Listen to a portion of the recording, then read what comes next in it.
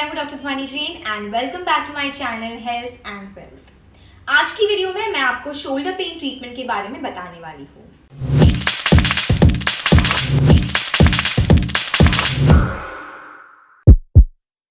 Shoulder pain के दो common reasons हैं। सबसे पहले है फ्रोजन शोल्डर एंड सेकंड है रोटेटर कफ इंजरी या टेयर। अब मैं आपको समझाती हूँ कि दोनों में डिफरेंस क्या है। फ्रोजन शोल्डर में हमारे शोल्डर के आजू बाजू एक जो कैप्सूल होती है वो टाइट हो जाती है और जिसके कारण हमें पेन और स्टिफनेस होता है। रोटेटर कफ इंजरी या टेयर में हमारे रोटेटर कफ मसल्स यानी कि शोल्डर के आजू बाजू जो मसल्स होते हैं उनमें टेयर होने के कारण पेन और स्टिफनेस हो सकती है। अब मैं आपको बताती हूँ कि ये रोटेटर कफ टेयर किस वजह से होते हैं यानी कि इसके रीजंस क्या है। सबसे पहले जिम इंजरीज और स्पोर्ट्स इंजरीज के कारण हो सकता है, कोई भी मूवमेंट गलत तरीके से करने से। सेकेंडली, अगर आप इस शोल्डर पे ऐसे गिर जाते हो डायरेक्टली तो भी इंजरी हो सकती है और वो फाइबर्स फट सकते हैं। एंड लास्टली, कोई जर्की मूवमेंट है जैसे कि कुछ उठाने के वक्त बहुत हैवी उठा दिया आपने और जर्क लग गया शोल्डर पे तो भी रोटेटर कफ इंजरी हो सकती है। फ्रोजन शोल्डर का एग्जैक्ट कॉज तो आइडेंटिफाई नहीं हुआ है, लेकिन मोस्ट ऑफ द टाइम्स ये कोई प्रीवियस इंजरी या फॉल या फ्रैक्चर के बाद जो इमोबिलिटी होती है उसके कारण फ्रोजन शोल्डर हो सकता है और ये डायबिटिक्स में बहुत ही ज़्यादा कॉमन है। अब मैं आपको इन दोनों के सिम्टम्स बताती हूँ। सबसे पहले है मूवमेंट रेस्ट्रिक्शन। इसमें क्या होता है, आपको हाथ ऊपर ले जाने में और कोई भी एक्टिविटी करने में दिक्कत हो सकती है। फॉर एग्जाम्पल, अगर आपको आपके बाल कोम करने हैं तो आपसे हाथ ऊपर नहीं लेने होगा। सेकेंडली, अगर आपको ब्लाउज का बटन लगाना है तो आपका हाथ पीछे जाने में आपको दिक्कत हो सकती है। सेकेंड है पेन। आपको शोल्डर जॉइंट में पेन हो सकता है और इसमें नाइट पेन बहुत ही कॉमन है। इसीलिए कहा जाता है कि अगर आपको जो शोल्डर पे पेन है उस साइड पर आपको नहीं सोना चाहिए। थर्ड है इन्फ्लेमेशन या स्वेलिंग। यहाँ पे स्वेलिंग और इन्फ्लेमेशन हो जाती है अंदर टिश्यूज के फटने के कारण। And lastly stiffness. अब हम चलते हैं ट्रीटमेंट की तरफ। फ्रोजन शोल्डर का ट्रीटमेंट के लिए मैंने ऑलरेडी एक वीडियो बना दी है, आप उसकी लिंक ऊपर देख सकते हैं। इस वीडियो में मैं मेनली रोटेटर कफ इंजरी के ट्रीटमेंट के बारे में बताने वाली हूँ और ये ट्रीटमेंट मैं आपको डे 1 से लेकर आप कंप्लीटली ठीक ना हो तब तक आपको क्या क्या करना चाहिए वो मैं स्टेप बाय स्टेप आपको बताने वाली हूँ। इसीलिए पूरी वीडियो ज़रूर देखिए और इसे फॉलो कीजिए। जब आपको पता चलता है कि आपको रोटेटर कफ इंजरी हुई है तो डे 1 से लेकर 3 to 5 डेज तक आपको सबसे पहले तो आइस पैक लगाना है इस एरिया में, कम से कम 2 से 3 बार पूरे दिन में and each time for 10 minutes.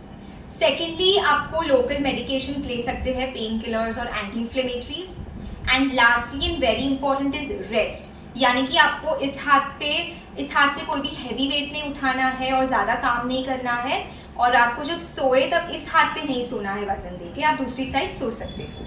अगर आपको जानना है कि कौन सा आइस पैक यूज़ करना चाहिए तो मैंने उसकी लिंक डिस्क्रिप्शन में दी है, आप वहाँ से खरीद सकते हैं। बहुत सारे रिसर्चेस में देखा गया है कि अगर आप आपकी प्रोटीन इंटेक बढ़ाते हैं तो आपकी मसल रिकवरी और मसल बिल्डिंग 50% से एनहांस हो जाती है और इसीलिए मैं आपको आज के हमारे जो स्पॉन्सर्स हैं फास्टन अप उनका प्लांट प्रोटीन रेकमेंड करती हूँ। ये प्लांट प्रोटीन 100% वीगन है और इसकी एक सर्विंग में 31 ग्राम्स ऑफ प्रोटीन है। इसका बेस्ट पार्ट ये है कि ये प्रोडक्ट स्पोर्ट्स सर्टिफाइड प्रोडक्ट है और इसमें कोई भी तरह के बैंड सब्सटेंसेस यूज नहीं हुए हैं।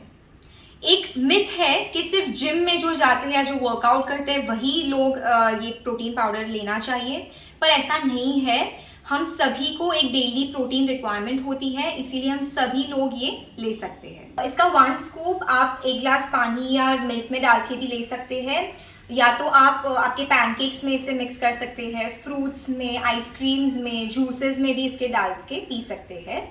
सेकेंडली, ये हेल्दी के साथ टेस्टी भी है क्योंकि इसमें बहुत सारे फ्लेवर्स अवेलेबल है जैसे कि कैरमल कॉफ़ी, घाना चॉकलेट, वनीला एट्सेट्रा।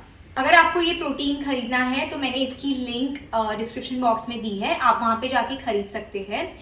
और अगर आप कोड FUP ध्वनि JA10 यूज़ करेंगे तो आपको 10% डिस्काउंट भी मिल जाएगा। 5 डेज के बाद जब आपका पेन कम होने लगता है तो आपको 1 वीक तक कुछ बेसिक एक्सरसाइजेस करनी है जो मैं अब बताने वाली हूँ। सबसे पहले आपको दीवार के अगेंस्ट आपका हाथ इस तरह रखना है साइड में। अब आपको इस डायरेक्शन में दीवार पे पुश करना है आपका हाथ 5 काउंट्स तक होल्ड करना है। 1 2 3 4 5 एंड रिलैक्स। एक और बार बताती हूँ, हाथ आपको पुश करना है towards the wall. 1 2 3 4 5 and relax. ऐसे आपको 10 टाइम्स करना है। सेकेंड एक्सरसाइज में आपको जो फोरआर्म का बाहर का हिस्सा होता है वो वॉल पे रखना है और सिमिलरली आपको वॉल पे पुश करना है इस तरह। Hold 1 2 3 4 5 and relax. Again hold 1 2 3 4 5 relax. And third exercise है पेक्टोरल स्ट्रेच। पेक्टोरल स्ट्रेच के लिए आपको दोनों हाथ इस तरह दीवार पे रखनी है, एक पैर आगे रखना है और आपकी बॉडी से आपको आगे आना है। पीछे वाले पैर की जो हील है वो ऊपर आ सकती है। जब आप ये पोजीशन में आते हो तो आपको 10 to 15 काउंट्स के लिए होल्ड करना है और फिर रिलैक्स करना है। जब आप आगे आते हो आपको इस एरिया में स्ट्रेच फील होना चाहिए इस तरह, और आपको ये होल्ड करना है एंड देन रिलैक्स। ऐसे आप 3 to 5 टाइम्स के लिए करें। अब ये सारी चीज़ें करने के बाद लास्ट फेज में हमें स्ट्रेंथनिंग एक्सरसाइजेस करनी है, जिसके लिए हमें एक थेराबैंड की ज़रूरत पड़ेगी। तो आइए शुरू करते हैं। फर्स्ट एक्सरसाइज में आपको जो थेराबैंड का एक एंड है वो आपके पैर के नीचे इस तरह रख देना है और जो दूसरा एंड है वो आपके हाथ में होगा। अब आपको साइड से आपके हाथ को ऊपर लेके जाना है इस तरह। जितना आप ऊपर लेके जा सकते हो उतना ऊपर लेके जाना है और फिर नीचे लेके आना है। ऐसे आप 10 to 15 रेपिटेशंस कर सकते हैं। सेकेंड एक्सरसाइज में आपको इस तरह पकड़ना है थेराबैंड को, ठीक है, और दोनों हाथ ऐसे बाहर लेके जाना है इस तरह।